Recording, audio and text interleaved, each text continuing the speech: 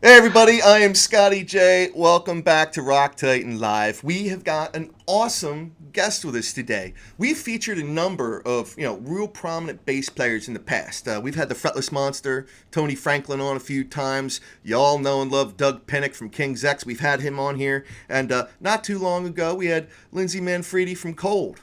All right, well, today we got a dude on the upper pantheon. And, it's none other than Gary Shea from Alcatrazz. They got their brand new album that just came out a couple weeks ago, Born Innocent, and can't wait to talk all about it and what Mr. Shea has been up to. Gary, how are you, sir? Great, Scott. How are you doing today? I'm doing well, thank you. Oh, Great. man. So, Alcatrazz, what an amazing band, and you guys just put out your first album in over 30 years. Yep, all new music. Right back to square one. As heavy as we can possibly get it, and we're real happy with it. That's wild. I mean, I know that you've been jamming with Jimmy Waldo A forever. I long mean, time. you guys are really really tight. Like brothers, I would venture to guess. Yeah. And we've been playing together since 1975 in about six different bands. Holy We're in three mackerel! bands together.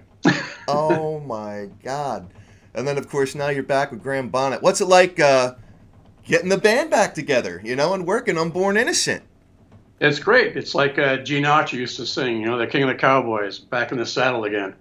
So I'm back in my rightful place of holding down the fort for the mighty Alcatraz, and I'm real happy about that. So got all That the firepower lined up, and as soon as the forces that be let us get on the road, we're out there.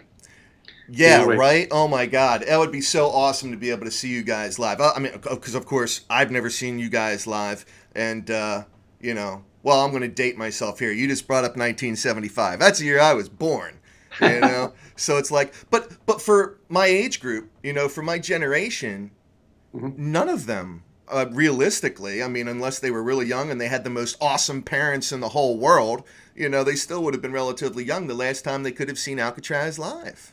Right.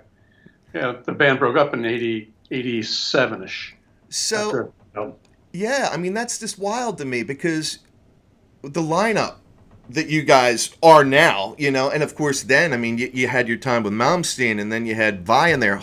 I mean, what? I mean, that's just insane. Now, and today we got Joe Stump, who is, the Shred Lord, and Red Lords. we've had Joe Stump on the show before. We've actually had him on Rock Titan Live. But I mean, all that being said, with a lineup like that, Gary, I mean, do you ever eh, I hate to ask it, but I'm going to. I mean, do you ever think back to like what could have been if you guys had like stayed together? Oh, sure. We'd be Yeah. right there, headlining arenas, having a great old time, I'm sure. Yeah, see all woulda, coulda, shoulda stuff. Same thing my band prior to Alcatraz was New England. New Sure, England. New England. Yeah, I should have brought that up. Yeah. So, And that, I thought at that point, hey, my life is all. We played Madison Square Garden. Way before I met Yngwie, we'd play at Madison Square Garden, Jimmy and I, and doing tours with Kiss and all kinds of stuff back then. And we thought, hey, this is great. It's forever. Nothing's forever. So you have to take every day on a thankful approach that it could be the last day that things go well. Because anything can go wrong. I always say a band's like 52 decks of cards, 52 cards in a deck. And if one goes down, the whole thing falls down. So it could be management, it could be a guy gets sick, whatever. A record company blows up. We've had that happen. I mean, you guys, it's funny because I think of Alcatraz, and it reminds me in some ways of like Anvil. And that they're this great metal band that never necessarily got the respect that they deserved, even though they are running in the same circles Right. as all of their, obviously all their peers, like, Megadeth and Anthrax and Metallica, and, for them, they're that kind of band. And the respect that a band like that has from all of those other musicians, and here you are, you and Graham and company, it's the same type of thing where you guys have so much respect without question, from all your peers and deservedly so. Yet, I know a lot of those guys, went on, whatever, and had whatever kind of careers they have. And obviously, you've been a very active musician. But I can't help but think for myself, what could Alcatrazz have become, had you guys stayed together? But here you are. Here you are. You guys are together again. When you had the opportunity to get back together, with Graham and your guy Jimmy, was it just kind of like riding a bike for you guys? Oh yeah, we've been together a number of times in the past. We played in Japan about 3 years ago, where I guested with the Graham Bonnet Band. We did Alcatrazz songs, and went over great. So that was kind of the precursor to what's going on now. It felt great. We played, songs like Sky Fire, which is a Steve Vai song. We played Yngwie songs, and it rocked. And it was really fun. And I said, I want to do this really bad.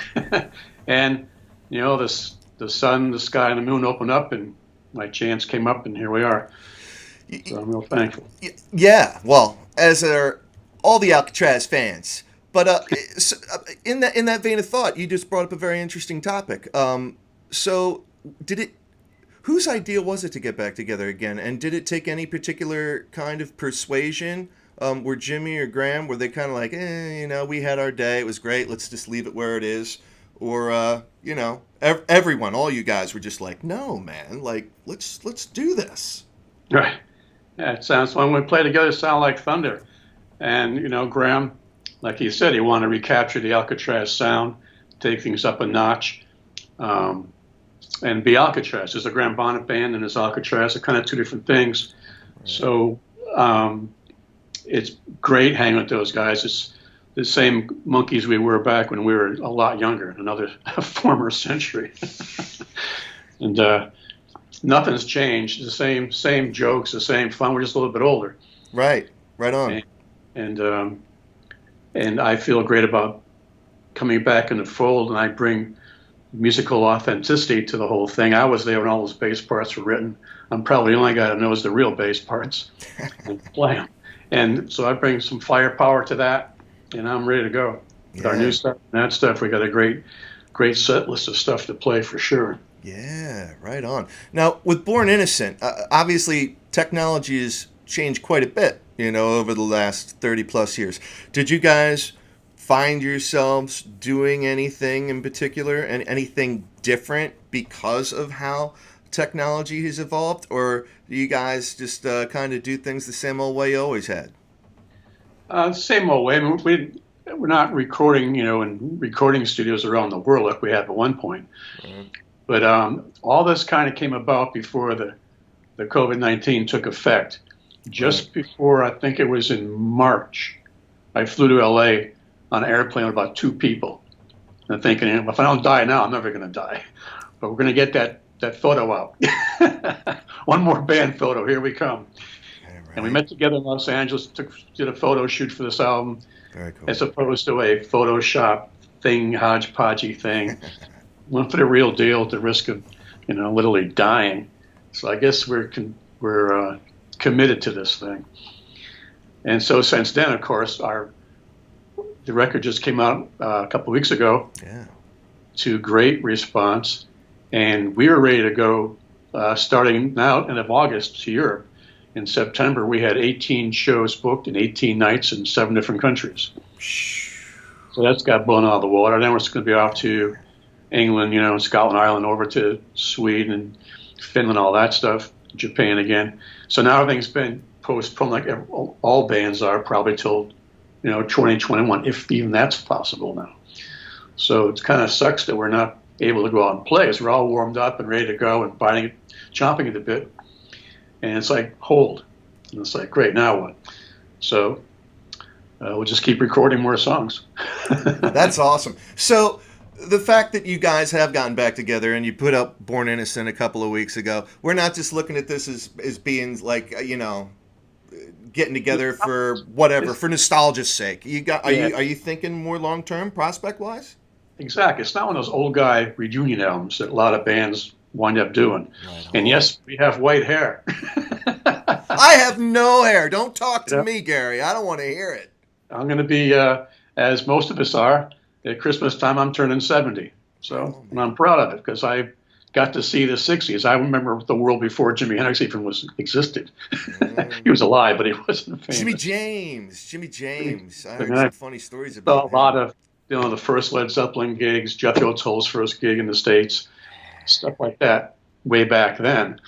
So I'm proud that I'm the age I am. And we're in like with the Deep Purple guys, same age group. Been around doing it for a long time. And it's been wonderful to hear everything. I grew up listening to Elvis Presley and Chuck Berry as a little kid, and the radio with all kinds of things, from Frank Sinatra to whatever, to now, when there's a bazillion more bands to choose from, a zillion styles, 4,000 categories of rock. And all I know is we play the music that's in our hearts, and you can call it whatever you want to call it. And we have the freedom to put out our music, and it's wonderful to be able to create music, and it's really heartwarming to know that somebody likes what you did. Right. It doesn't get better than that. If you make some money at that's cool. It's a great thing. You need some money to travel and all that, but just to have fans that actually appreciate the work you put into writing songs, no matter what band you're in or what kind of style it is, it's very, very rewarding. And that's what we go on. That's the fuel that we thrive on. Applause and people geek to meet you, and they come through all kinds of crazy places to get to the gig. It's like we do. And it doesn't get better than that. So yeah, it's not a reunion thing where it's got a cheap deal where we each get a quick X amount of money to do this, and you'll never hear from us again. But it's Alcatrazz. We have a heritage, and it's funny. I go into guitar centers around the country, and there's Steve Vai murals, 30 feet tall murals on the side of the store, and the kid at the desk goes, "Who are you?" "I'm just the guy, the landscaping guy. I need some guitars." I've had those conversations, and it's pretty funny. That is funny, Gary. Oh my God. I mean, God, again, stupid question. Everybody, I'm going to ask Gary Shea a stupid question. All right. But obviously, I mean, you auditioned Steve Vai, back in the day. And I mean, we're going way back. Obviously, he was awesome. Did you have any thoughts in your mind that he would explode into the sensation and God, I mean, the influence that he's been on so many guitarists today? I mean, was that something where you're looking at this guy and it's like, he's going to be a legend? Oh yeah, in so many levels as well, as a person, as influencing all kinds of things. Steve is great. Steve, actually, Kristen Pelletieri and Steve auditioned for us the same day. So that's how the Chris connection comes through, where Chris is playing on a new album. And Graham played with Chris years later after Alcatrazz. Okay. Chris came down and played with us, and Steve just had that vibe. He was a little rough diamond kind of thing, floppy old sneakers and It's funny. He didn't look like a rock star. And it's funny, when he joined Deeply Ralph, he was all pimped out, and he said he would never do that. He's going to be true to his hippie roots. And it's like, that's what you're saying now. But it's just funny. But we knew musically that there was something, it was a spark when we played them that it lifted the band up. And we just been planning things. I think they were still in the band when Steve auditioned for us. And we still had a tour to do a thing of it, unbeknownst to Yngwie. But Steve, he was just playing rhythm guitar. I looked over, and there was this whole bottom to the band that was non-existent. Yngwie was just decided, when we went live, to just go solo through everything, from the beginning of the song, end of the song, and we'd keep telling him, slow down and just, go wild when it's your turn. But, this is America, and, you want to be on the radio, you can't do that, and radio is very important. Record sales are very important. And at one time, right? Yeah, to do certain things. And Steve was just playing really cool rhythm, going, man, it sounds great. Nice. And he was just a real mellow guy, really smart guy. He's just done 7 albums with Frank Zappa. I mean, say no more. Anybody can pull that off is, in my estimation, way over here somewhere. So we were like, holla holla to that. And so we chose Steve. And Chris played great. Chris is a fantastic guitar player. And we thought, well, do we continue on what we're doing, or do we try something totally different and really stick our necks out? So we went for the plan B and really stick our necks out. And hell or high water, if we go down, we're going to go down trying. And we're all really proud of the Serving the Peace album, as equally as we are for No Parole. Both those records to me are equal. Right on. They both did a certain thing together, and it was the same team, just different guitar players and different styles, and it just shows the variety of the band, from Graham singing and vocals to the rest of us playing the music. Really proud of both of them. And then again, the third album, we decided to go a little more bluesy. Steve got the Roth gig. How can you say no to that? Prior to that, Jim and I were playing with Vinnie Vincent, and he got offered the Kiss gig. And how do you say no to that? Right. So that went down the tubes real quick. That was about 2 months, myself and Jimmy playing with Vinnie Vincent. And then Steve got the gig. Of all the guitar players on the earth that David Lee Roth can get for his new band, he picks our guy. So what's that say about our band? Just off the get-go. You are a great evaluator of talent. That is for sure. But everybody, again, we're here with Gary Shea from Alcatrazz, and as he said just a little while ago, this is not just a reunion, all right? Born Innocent, this is just, a new beginning, a new chapter of Alcatrazz, right. And we can look forward to much more. But, man, that's a wild story. So, obviously now, on Born Innocent, you got Joe Stump. How'd you guys all meet up, and how's he fit into the group? Obviously, everyone knows him as the Shred Lord, so... Yeah, that's Shred Lord. He's he and Jimmy knew each other from Boston, because we were all from the Boston. Joe's from New York, but he teaches at the Berkeley School in Boston. Right. Berkeley College of Music. He's been there for about 20 years, teaching people how to shred. Yeah. It's a real deal. And he's a great musician. Right. And that's the caliber of guy we need to do what we're doing. So it was just a perfect fit.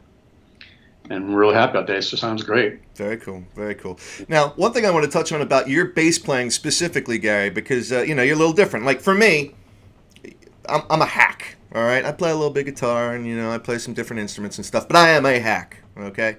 And when I think of the bass, like probably a lot of, musician novices, you're thinking of just that 4-string action. The bass is 4 strings. That's it. But in the past, of course, we've hung out with Doug Pennick, and he loves his 12-string bass. And I know you're one of those guys where 4 is just not enough. You play like, what, 8-string, 10-string bass? Both. I had both.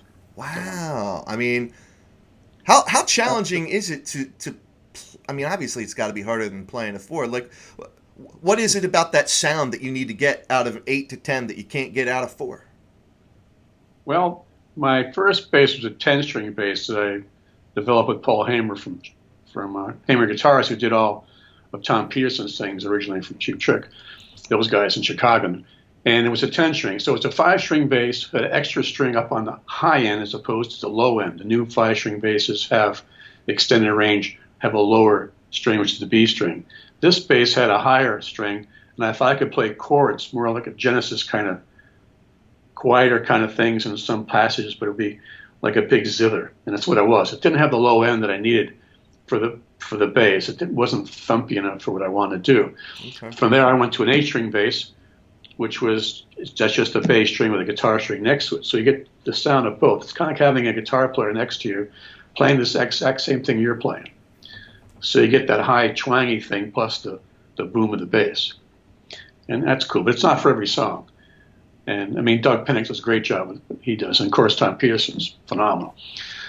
But I just wanted the 4-string bass. I've got 5-string basses here, and I'm still a 4-string bass kind of guy. But I did mess around with that at one point, still do. Okay, all right, right on. Now, as far as the production of Born Innocent is concerned, did I see that Bob Kulick was involved with that? Yep. He's in there too. So actually, Bob just passed away, unfortunately. I know, yeah. No, I was going to talk about that. We've had his brother Bruce on a couple of times from Grand Funk Railroad, and you were talking about Kiss a while ago. Of course, right. Bruce had the non-Makeup Day era, with Kiss, which was really cool. And did Bruce have anything to do with that as well? Did he work on this? I know you guys have at least worked with him in the music industry. I'm not this. I played with Bruce a few years ago in Finland for the Kiss Finland. Okay. Thing, and Bruce and I played a couple songs together, which is kind of fun. That's cool. Bobby Rock played drums, and I sat in. We had a great time, and that's the first time I met Bruce. And Jimmy and Bob played together back in the '80s, right? Which I was the most part of, and that didn't. Things changed, whatever. That was having babies and things. But So Jimmy and Bob have been together for a long time. So this record is the last recording that Bob did. Wow. So that's another thing about this record that makes it a little special. Yeah. Any kind of particular tributes you guys have planned for him when things finally open back up? Anything like that? Nothing formally, but we've talked about something like that because that was really unexpected. Nobody knew that was going to happen, and took everyone by surprise. And he's a great guy.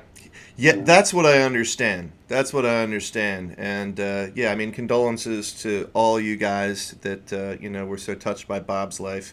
And it's funny, in talking with Bruce, Bob almost wound up being a guitar player for Kiss, from what I understand. He tried out way back in the day. I think with Ace. I think he and Ace were like both candidates at the same time. Obviously, we know Space Ace won out, but I don't know. Could you see Bob in that alien outfit? No, I did see Bob play with Meatloaf though. Oh wow! That was one of the biggest albums on the earth, probably one point in the '70s. And that was all Bob. All the guitar playing in that record, Bat Out of Hell, is Bob. And he played on a lot of Kiss albums, too, a whole bunch of them. He was a studio guy for that. And I don't know what happened as far as the replacing Ace thing. I mean, I know Punky Metal is a good friend of mine, too. He was a shoo-in for that. And then Vinny got the gig. When the time came to do it, they chose Vinny. And so Bob's been around the pipe with that whole thing, the whole New York. All you guys have, man. That's one thing I've learned in being a journalist in this music scene. Man, the music world is so incestuous. It is insane. All the overlappage and just all the relationships. It's literally its own universe. You know? It's like all English guys like Jeff Beck, Jimmy Page. They're all buddies from high school. That's wild. I mean, and they still hang out together to this day. They're all friends from doing sessions, and they know each other. Tommy Iommi's good friends with people you wouldn't think of, like Paul McCartney. Right. He's friends with guys you wouldn't think of, like Ozzy Osbourne. He's known him for 40 years, and they hang out. They have dinner together and stuff, and they have laughs. So showbiz is very much connections. That's wild. That is wild. And I mean, and I know so much business comes out of a lot of these personal relationships. One thing I want to ask you, Gary, and I just really thought of it now. And I just think it's interesting, having had the career that you've had, working with all the musicians that you've worked with. Not too long ago, we had Michelangelo Badio, amazing guitarist on the show. You know Michael? Yeah. Okay. Seems like I was doing all this. I have no. Yeah, I'm sure of course, you guys know one another. Yeah, he's ridiculous. But I'm left-handed, so I really appreciate what he's doing. Yeah, right. Yeah. Well, it's funny because going back to the whole Steve Vai thing. When he was with Alcatrazz. Obviously, this had to be some years later, but he had a real funny story about the whole quad guitar because Michael, invented basically the quad guitar, and it was all for the purpose of showing up Vai, because Vai, of course, had the double guitar, which right. I don't even know. It's beyond me. It's beyond me. But one of the things that we, Michael and I were talking about was, were there any particular gigs, that he had been offered, from a band that went on to become iconic, that he wound up turning down? Kind of like being like an actor, in the movies. Actors are getting, scripts all the time, from all kinds of movies. And, it's like, no, Al Pacino turns down Han Solo, in Star Wars. It's just not for me. And then, of course, it goes on to be legendary. Did anything like that ever happen to you? Are there any particular bands that you literally had the open invitation if you want to hop on board, and you're like, you know what, I'm very cool with what I'm doing here, and I'm just going to ride this out? Anything like that happen? There was a band called Detective. It was on Swan Song Records.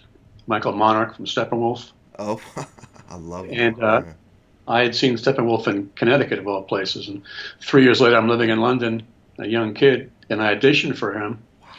And he hired myself and a young German guy named Herman Rarbro to play drums. So Herman and I were at the rhythm section, And that became Detective, which, Jimmy Page took on as his own personal project. He loved those guys. They did 2 records, and they're one of those bands that woulda, shoulda, coulda been ridiculously famous. They were great. Tony Kaye and Michael LaBar, all those guys. So anyway, that happened, and Herman and I quit the band to start our own band. That's how crazy we were at the age of 22. So let's start our own band right now. Why wait? And we started a band with Herman had found a great guitar player who was playing in London, who was from New York. He quit the band that he was playing in London with, and his friends wanted to kill him. And when he auditioned singers, we got Peter French, who just left Cactus because Tim Bogart and Carmine had just joined Jeff Beck. Right. Just broke up, and Peter French, who was English, who also played with Atomic Rooster, and his roommate was Cozy Powell, and he came back to England and answered ad we had in the paper, and he joined our band. I was 22, going, I can't believe this guy wants to join us. That's and we awesome. were doing great. And again, woulda, coulda, shoulda, we're doing great. Robert Stigwood, who managed the Bee Gees, and Eric Clapton's funding us. I'm going to the office, and there's Eric Clapton and Barry Gibb getting a paycheck, and little old me. And then the Queen told Herm and I that we were immigrants, and we had to leave immediately. So much for that band. Oh, man. And he went back to Germany and joined an unknown band called the Scorpions. Never heard of them. I went back to Boston and joined an unknown band called Target that became New England. Wow. And then one day Herman and I were in New York City together, and he's with Lieber Krebs for management in Manhattan with Aerosmith and Ted Nugent and all that stuff. And I'm with Bill Coyne, who manages Kiss. And we're having drinks on Lexington Avenue. I go, this is nuts. 4 years ago, we were in London starving, eating free peanuts at the bar. And now we've got limousines and stuff and new clothes. And, Jim Herman's got, 10 new drum sets from Ludwig and all that stuff. So that was kind of cool. Another thing was like that was the band Boston. I heard they were looking for a bass player. A friend of mine had their demo tape, and he said, you should go call them up. And the band that I just mentioned, Target, had just broken up, which was all the guys from New England, plus this lead singer back then. Okay. And I thought that I liked our band better, and it just didn't appeal to me. I went to Los Angeles with a guitar player friend of mine who was going to join a band, who was going to start a band with another guy from Boston named Billy Squire. And I thought, okay, I'm in that. Let's just go do that. I went to Los Angeles. It didn't last more than 2 or 3 days. No gig. I'm in LA, broke, going great. Hell, what? And eventually, I played around LA a bit, trying to get heavy bands together. And at the time in LA, everything was Hawaiian shirts and short hair and strummy. It's like, kill me. Does anybody rock around here? Other than that band. But they weren't famous yet. They were just about coming out of their thing. They're just making their first record. Wow. And bands like Quiet Riot, and I'd see these young guys playing at the Starwood and stuff, clubs that aren't there anymore. And Jimmy called me. He said, come back to Boston, and we're going to redo this thing. And I said, nah, I'm in LA, it's warm. So he called me a couple of times. So I went back, and we became New England.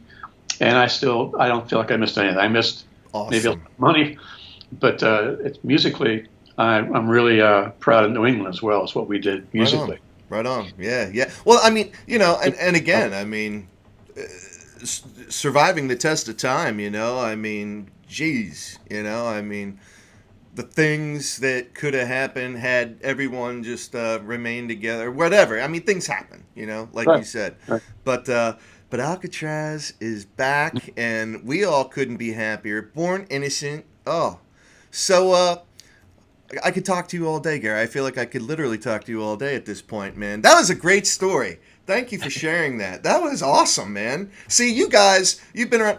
I don't think artists today, they can't even fathom that, man. It's just things today, they're not like they once were.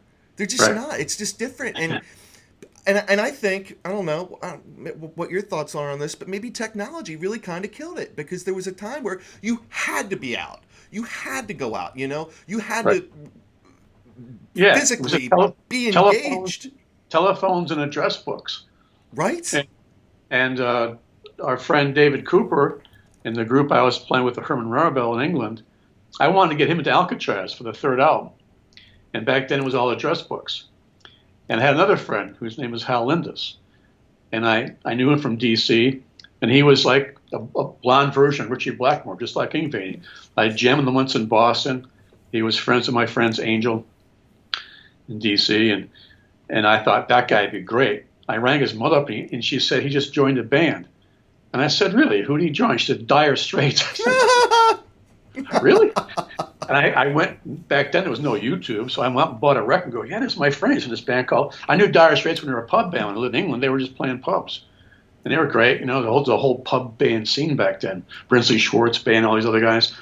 And they were playing pubs. You go and have a few beers and pay $3 or something door to get in, a couple of quid and you're in.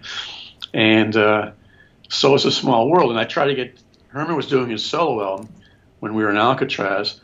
And I said, I want to play on your record, and I want to get a hold of David. And he said, yeah, I'll give you his number. He didn't do it. So about 5 years ago, David rang up out of Clear Blue, and we did some bass on a few of his songs. We decided, let's make a record. So we got Peter French and Herman and myself, and it's called the Cooper Shea Band. Right on. And that's on YouTube and whatever. Okay. We put together some songs, and that was great.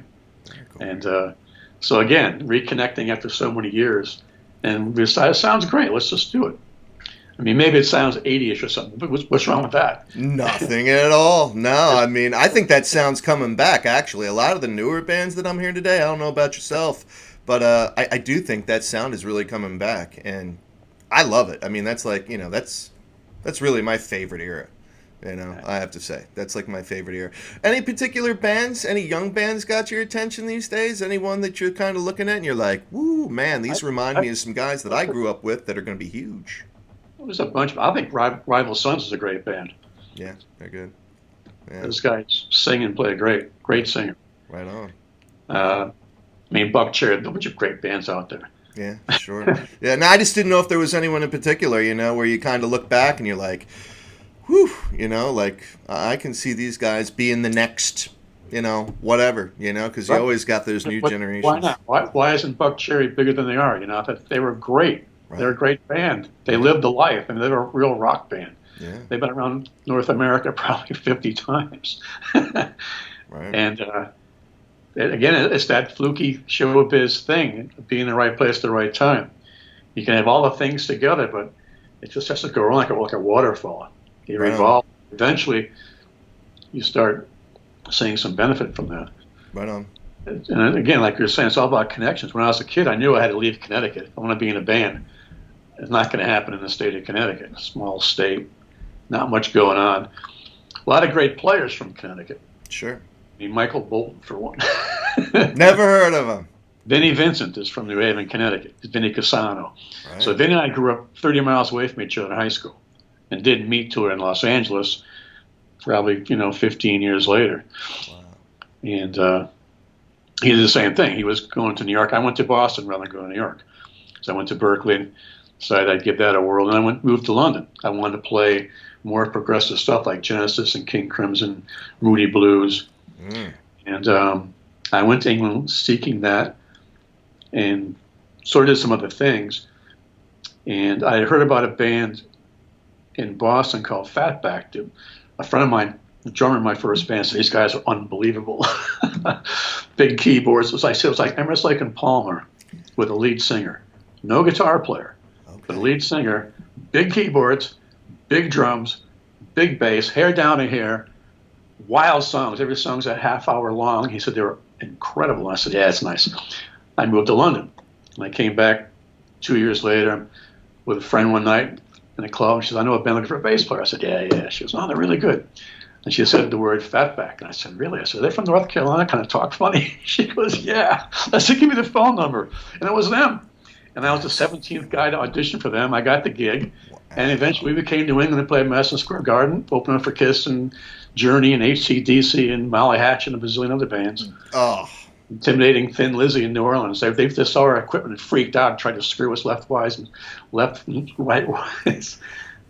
And so, again, it's all connections. Have you ever written a book, Gary? And I apologize if you have, and I just missed it. I haven't sat down yet to do that, but someday I'm going to tell some crazy stories. Oh man, you have to. I can't even imagine what your memoirs would be like. I mean, just the stories that you've shared here today. And again, everybody, we are here with Gary Shea from Alcatrazz and New England. And oh man, you've got awesome stories, And I got Alcatraz versus the Secret Service. man. We won. Oh my God. Secret Service 0. Jeez, this is crazy. All right, well, So seriously, I mean, we're going to talk all day long, man. But so what's next for Alcatraz? Obviously, you guys just had Born Innocent come out a couple weeks ago. right, No artists are truly able to support their new releases the way they want to right now because we right. don't know what the heck is going on with COVID. What are you guys doing? You know, Well, I doubt we're going to play in drive-ins. that is starting to take off. I want to buy a Yeah. drive-in movie theater. I want to do But I that. mean, it's so expensive to travel, at least for a band like ourselves, and we Mm, don't live a luxurious life on the road. It's pretty simple. There's no road crew and all that stuff. It's at our age, it's down to do it yourself. And even with that kind of budget, it's hard to travel. So half the revenue from these venues. So say you're getting $1,000, now you're getting $500. You're right. still supposed to do the same thing. But how can you afford hotels and airplanes and things like that? So it's hard. So in the meantime, we're going to work on new music. Right And on. when the time comes out to get back on the road, hopefully in a year or so, we'll have a new album out at that point too. Okay. And we'll just keep going from there. And at that point, So awesome. we'll definitely be fired up and ready to just mow it down wherever we go. So That's so awesome. That is so awesome. Well, everybody, here we are with Gary Shea, and I hope you have enjoyed this conversation. And, if so, please, give us a little love, give us a like, subscribe to the Rock Titan YouTube channel, just YouTube/Rock Titan. That's where we are there, and we're on all social media. Go out to the website, rocktitan.tv, not .com, not .org. It is rocktitan.tv, and I'm doing a review of Born Innocent, so you'll be able to see my review of Alcatraz's latest masterpiece, and you're going to see this awesome conversation with Mr. Gary Shea. Gary, thank you so much for joining us on Rock Titan Live today, man. Scott, I want to thank you a lot. I want to thank all our friends at Silver Lining Records in London too. They're doing a great job for us. Right on.